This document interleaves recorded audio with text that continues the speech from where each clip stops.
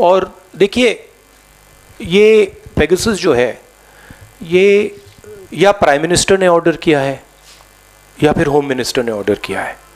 ये कोई दूसरा व्यक्ति ऑर्डर नहीं कर सकता है।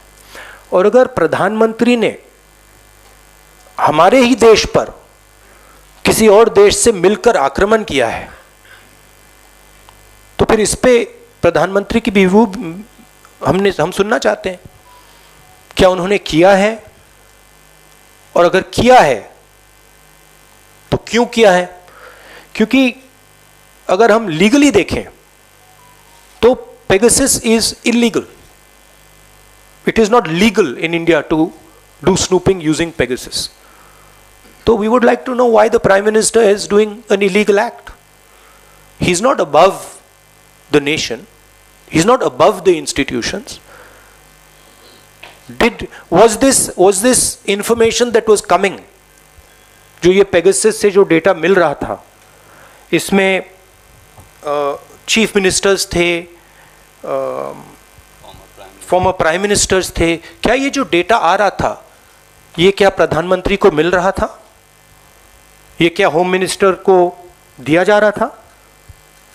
ये हम जानना चाहते हैं, क्योंकि अगर इलेक्शन कमीशन का जो फोन है, जो टैप हो रहा है, अगर उसका डेटा प्रधानमंत्री को जा रहा है, अगर सीसी का डेटा, ऑपोजिशन लीडर्स का डेटा प्रधानमंत्री को जाए, this is a criminal act. There is no other way of putting this. So we will follow that also. Thank you. One second. Let me go to Sunil.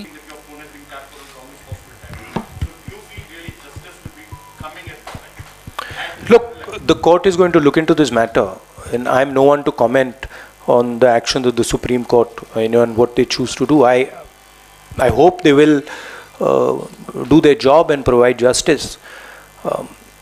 But this is a deeper problem.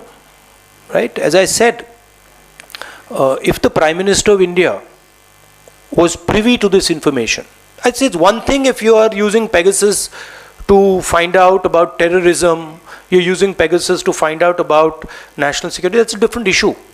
There are questions even about that, but that's a different issue.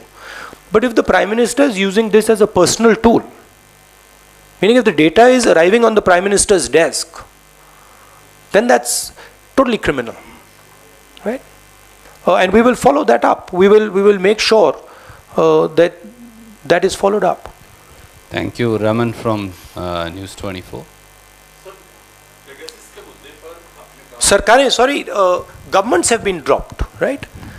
Governments have been dropped in Karnataka. नहीं, supreme court का फैसला है, तो मानेंगे क्यों नहीं? But ये जो हमारे 3-4 सवाल हैं, इसका जवाब चाहिए ना, इसका हमें जवाब चाहिए. ये ऑर्डर किसने किया, इसका डेटा किसको दिया जा रहा था, और किस बेसिस पे ये ऑर्डर किया गया था. बट ज़रूर एक अच्छा step.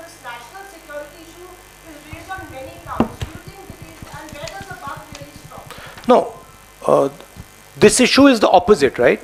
This is an issue where the government of India is attacking the national security of the country, right? Our data, Indian data, data especially of senior people being handed to a foreign country is an attack on the national security of this country. So if it is true that this data is held outside India, data of our chief election commissioner, our opposition leaders, our chief minister is held outside India, then the government of India has attacked India itself. So there's no question of hiding behind national security. This is national security. They are attacking national security. Thank you, sir. Ashish. That of course, I mean, अगर approach करेंगे क्यों नहीं cooperate करेंगे, but सरकार जवाब नहीं दे सकती, because the truth is it's an illegal action and only 2 people can have done that action. Third person cannot have done that action.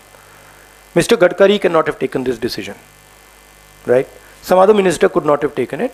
The Prime Minister or the Home Minister has authorized this. My guess is they will not get an answer. be very difficult for the government to answer these questions. Thank you. Dubey ji. मैंने अभी बोला कि इसका एक ही कारण हो सकता है कि सरकार ने कुछ ना कुछ इलीगल काम किया है, प्रधानमंत्री ने और या होम मिनिस्टर ने कुछ ना कुछ इलीगल काम किया है, इसका यही मतलब है। नहीं तो बिल्कुल क्लियरली आसानी से दे देना चाहिए था कि हाँ हमने या किया या नहीं किया, और अगर किया तो इसलिए किया। तो अगर वो जवाब नहीं दे पा रहे हैं तो इसका कारण ये है कि कुछ ना कुछ छुपाया जा रहा है। Thank you Mukesh Kaushik ji. नहीं, I think now it is in the hands of the Supreme Court, so we have to respect that. If the Supreme Court is looking into it and then we say okay now also we are going to look into it, I don't think that would be an appropriate response. I think now it is in the highest court in the country. Let's see what they do. Also political bigwigs, that is not the point here. Hindustan के जो institutional structure है उसमें election commission है, उसमें parliament है, उसमें chief ministers हैं। ये जो हमारा लोकतांत्रिक ढांचा है इस पर यह आक्रमण है। So this is not just a political matter, this is a existential matter for the country. ये जो आपको एक प्रकार से म्यूटेड ऑपोजिशन दिख रही है, इसका ये कारण है। तो ये लोकतांत्रिक ढांचे पर आक्रमण है और ये एक दो लोगों ने मास्टरमाइंड किया है। और ये हिंदुस्तान का जो हमारा 1947 से जो हमारा आइडिया है, आइडिया ऑफ इंडिया, कि ये देश डेमोक्रेटिक लोकतांत्रिक देश होगा जिसमें हमारे सिटीजन्स को प्रोटेक्शन मिलेगी, जिसमें हमारी मीडिया को प्रोटेक्शन मिलेगी, जिसमें हमारे सब लोगों को मतलब जिसमें प्रिवेसी मिलेगी, उस पर यह आक्रमण है।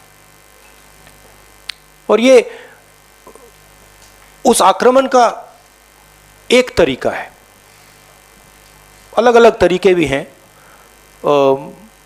जिस प्रकार से ईडी को यूज किया जा रहा है, जिस प्रकार से सीबीआई को यूज किया जा रहा है, जिस प्रकार से पार्लियामेंट में डिस्कशन अलाउ नहीं की जा रही है, ये सब अलग अलग तरीके हैं जो हिंदुस्तान का जो आइडिया है उसको नष्ट करने का, उसको खत्म करने का।